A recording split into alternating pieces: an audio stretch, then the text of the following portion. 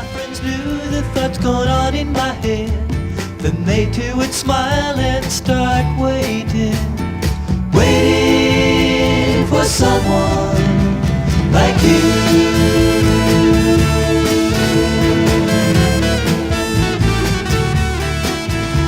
But listen, there's someone on the walkway. Just listen. Hey everybody, welcome back. So this is part 2 of my vinyl finds, and this is going to be the online finds this time around. And sorry if you guys hear like a flock of birds outside my window. It's really distracting, and I even waited like 10-15 minutes. They're still there. So they're being quiet right now, but if they blend in, I do apologize. I like to have it quiet as possible, but you know, it doesn't always happen. I even tried filming this last night, and there was like a football game, because I live like right near the football field, and there's a football game going on, so I just can't win in this world, can we? So anyways, on to these finds. I only got 5 albums here, but I'll probably talk about it a little bit. I think these are in the order that I got them as well, and starting off with a great deal here. So as far as US psych bands go, these guys are like probably at the top, you know, right next to Electric Prunes as far as just, you know, some of the bigger names in psych, you know, like Iron Butterfly, Big Brother and Holding Company, Spirit, you know, those kind of groups. This one almost makes the top for me. Strawberry Alarm Clock finally filed the last studio album I needed of theirs. And this is their 3rd outing, The World in a Seashell, on Uni. And this one, to most fans, I think it's kind of notable for being probably their least favorite for most people, but I think Lionel Richie said this is his favorite. Don't quote me on that, but I think he said that, which is kind of interesting. I got a great deal on this, by the way. I mean, look how clean this looks. I mean, I would say all around it's VG+, and the vinyl is too. And I got this to steal for 15 bucks, free shipping on eBay. It must have been someone that didn't sell records very often, and they graded this a G. So, always love when that happens. I've been after this a long time too, you know. So Strawberry Alarm Clock, you know, starting with the debut and Tomorrow, just a couple of essential psych records for any collection. But this 3rd outing, though, most people, I think, including myself, kind of agree that, you know, it's a little bit of a departure from their earlier stuff, but it's not necessarily all their fault. I think a lot of it had to do with producers taking over, and they were kind of relying on different songwriters to make them, you know, kind of turn them into this kind of like sunshine pop group. And of course, naturally, the group wasn't happy about it, and there's some interviews and radio clips on YouTube I heard of, I forget which band member, I think it was the lead vocalist who talked down about this album. So, but for me, you know, being a 60s fan, it's probably my least favorite too, but I still really enjoy this, and I think it still has essential alarm clock tracks on here, such as Love Me Again, which was featured in one of their greatest hits compilations, and Barefoot in Baltimore are definitely more in the Strawberry Alarm Clock vibe going on. And it was their single off of this album. So pretty much side 1 is basically, you know, kind of very light sunshine pop, backed with an orchestra in some spots, you know. And side 2, they get, you know, they branch out a little more into their natural territory. So I'm very happy I picked this up, and what a deal. So finally glad I can file this away. Okay, starting with the next one here. This is one I've been after a long time as well. And I think Dylan, Noble Records, he shared this in one of his heavy rotation videos, I believe. A couple videos back, maybe. And I told him, you know, I've been after this album a long time, and he hinted me towards one copy. I think I passed on it, but then I think like 1 or 2 days later, I saw on Permanent Records out of LA on Instagram, you know, they post a lot of great, you know, sealed reissues and stuff, and finally saw one for a decent price. I think it was $22 plus shipping, and every time you'd see a reissue of this, it would always be out of print or, you know, $70 and up, because it's quite sought after. And it's a little bit out of my league, I guess, as far as you know, me getting into singer-songwriters, but it's sincerely one of my favorites of its kind. And this is Jackson C. Frank, self-titled one and only album, came out in '65, and this was recorded in London, but he was an American artist. And I won't go too deeply into the backstory of this because it's, you know, pretty well known by now. I'll just sum it up briefly. So he was involved with a school fire, which naturally, you know, I think it covered 80% of his body in burns. And so years later, he got a settlement out of, you know, out of the injuries that he succumbed to. And to cope with, you know, all the pain over the years, his teacher brought him an acoustic guitar, and he learned all these songs, learned how to play himself. And I guess he was getting, you know, kind of recognized in the area, so much so that Paul Simon himself actually offered him a deal to record in London, and this is the result. And then, of course, this is probably the biggest highlight of his life, because even after this, his life really tumbled down pretty drastically. Diagnosed with schizophrenia and living on the streets. It's one of the saddest tales of any singer-songwriter out there, but definitely one to look into and look the backstory up on. Just an incredible artist. Blues Run the Game is probably the most notable track on here, as well as My Name is Carnival, one of my more favorite songs. I guess it was featured in the recent Joker film, which I'm not too much into that, into the, you know, newer cinema or anything like that, but that I just learned that looking up the song. But yeah, My Name is Carnival, Dialogue, probably one of the more early remnants of like acid folk, actually. Just how, or loner folk, I guess you could say too. And Just Like Anything. So those three tracks on side 2 are probably my favorite. Really good, delicate playing and really strong lyrics too. So anyone into singer-songwriters, this is kind of like a must-have. And very nice reissue too. This came out in 2018, and it's kind of a bare bones reissue though. No label. Sound quality is excellent. I've heard some people say that they've had issues with the sound quality, but I don't detect anything. I mean, it's a pretty scarce record already, so you know, good luck finding another copy. But come with some liner notes talking about them again, and there's a sheet there. And I love the texture of this album cover too. The sleeve is just really smooth. I like that on reissues. So I'm very glad to pick that up. Okay, this next one, well, these next 3 are just massive ones for me, but this is a compilation I recently discovered, and it's probably one of my favorite compilations I've discovered in a long time. So there's one particular track I was looking up one evening, and I was thinking to myself, well, is it on any compilation that I might be familiar with? And sure enough, this song was featured on a comp, and the 45 was cheap enough, but I figured might as well get the compilation since, you know, I think a lot of these songs are going to be up my alley. So tried this one out, and man, I can't recommend this enough if you're into this sort of thing. So I'll explain it. So this is Mystic Males 2, and this was released by the same people that make you know, probably unauthorized reissues or just compilations of their own, because it is blocked on Discogs. So I got this through eBay, but got a really nice price on this. I think the people behind Soft Sounds for Gentle People made this one. All songs are comped from 45s, and it kind of goes into the description, talking about each song here. And all except for one was featured on the album. And also, again, you know, very nice textured sleeve. And I love how they, you know, purposely put like stains on it, like it's like an artifact just lost in time. And the artist on here as well. This is Thomas Hill, who did an album called Ingredients on Mercury.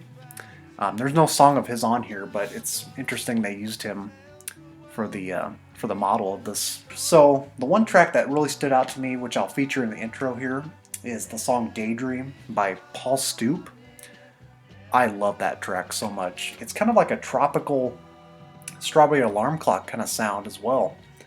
I'll be referencing Strawberry Alarm Clock throughout this video because there's another album that features Ed King.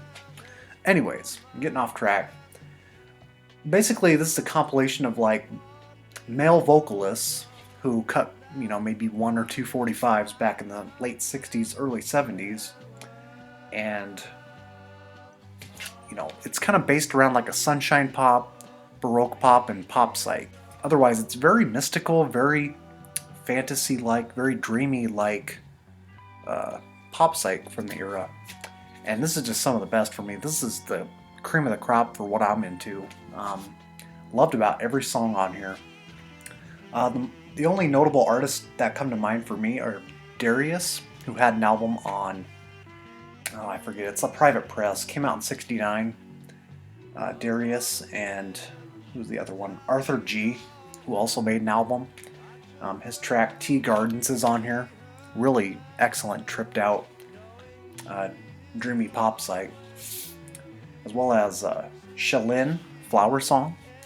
So I definitely recommend checking this compilation out. The full thing is on YouTube. Can't recommend it enough. And then the other one as well, I forgot to mention Jeff Mon, who was an ex-member of, who was it? The Third Bardo, I think. And that's the LP cut off of here, My Good Woman by Jeff Mon. So, recommended, man. Really glad I picked up on this comp. Check out the intro track I'll leave in the beginning here. Okay, so this next album, this is a reissue I picked up of a kind of a Canadian rarity. And even this reissue is getting pretty tough to find nowadays too, considering it's 21 years old. And Shadocks reissues, they're getting kind of scarce as well. I kind of paid up for it, but it wasn't too bad because I had a little bit in my PayPal, but it all worked out. Something I've been wanting a long time, and well, a couple years. This is Rocketdrone, their album Royal American 20th Century Blues. And, you know, when I first saw this online, looking at the cover and, you know, having the blues in the title, I thought, yeah, it's probably some kind of like Canadian version of the Yardbirds or some band's take on the British blues going on at the time. And I shouldn't have made that assumption because this is very good. I finally gave it a listen after, you know, a couple years, and then listened to it and I thought, wow, this is great. So it's a Canadian group from Toronto, and they're kind of having their own take on like Sgt. Pepper at the time. A lot of bands were doing like concept albums, and I guess this is kind of a loosely different sort of concept record. You know, with Royal American 20th Century Blues kind of reappearing here and there throughout the album intro and having its own title track, and then it ends on that song. But it's very much like a Beatle-esque garage psych, you know, sort of in the vein of like Lazy Smoke comes to mind. It's kind of sort of in that realm, but not nearly as lo-fi. Nice fuzz thrown out, and I also love the fact they use like the Leslie rotary speaker on the vocals. I love when psych bands do that, when they include that effect on there. I don't know, this must be a different band. Ron Dove at Sound Canada. Must be the studio they recorded at, but I think this is a different band. But I noticed on the one track, Ain't It a Shame, that's also a track that Rocketdrone does. So I don't know if this band's related or not. I haven't looked that deep into it. But, well, it's not a 45. I think it's like 45 size, but you play it at 33 RPM. Nice vinyl. It's almost a exact replica of the original. So great sound quality. So I was pretty impressed by it. And that about wraps that one up. Some of the songs do kind of sound similar to each other, so it's not like the strongest effort in the world, but very nice overall. Okay, and then the last one here, another long time one, I know I keep saying that, but it's true. Probably about 8 to 10 years, maybe. Finally picked up on this, but of course this reissue wasn't out 8 years ago. But now again, finally did the reissue, a nice devoted reissue of this, but of course it was only for the reserve record people, people that are subscribers to the label. But so for the longest time I tried finding a copy on Discogs and finally found one for $30, which I've never seen it go that low yet. And this is Strictly from Hunger. This is the 1LP edition. There's another edition here where they feature the original record, the way it was released. And this one here is like the redux, the redo, the way the band wanted it to sound. Kind of gives more of a clear vision of like, who the band really was and how structured their songs were. So for the longest time when I would listen to the original vinyl on YouTube, I thought to myself, well, this kind of sounds choppy, seems like something was just not very polished enough. But at the time I still liked it, for what it was, what it offered. So I'm still kind of very slowly warming up to this, what do you want to call it, not remastered, but sort of like a revisioned or reimagined version of the band. So these guys were based out of Portland, Oregon originally, and then they moved on their way down to LA and recorded this. And of course it's one of those other, one of those band stories where everything sounds good at first, everything's going great for them. And then by the time they release the album, they get screwed by the record company. So Ed King at the time, Strawberry Alarm Clock guitarist, he, kind of vouched in some of these sessions and played lead guitar. And then Ed King himself had no recollection of ever playing with this band, which I don't know if that's entirely true, but he seems to have no memory of it, which I don't know. It's kind of skeptical, but I believe that he did play on this record because there's just a lot of evidence, a lot of eyewitnesses with the band members, stating that he played with them. Well, anyways, they had a TV spot. I guess they played on local TV down in LA, and kind of ready for the big time. But then, of course, a lot of things came about with debt and being screwed by the record company and having only pressed a few copies. So I'll show the little hype sticker here. You guys can read that. And this now again reissue is fantastic. So originally released without Ed King featured on guitar on this album.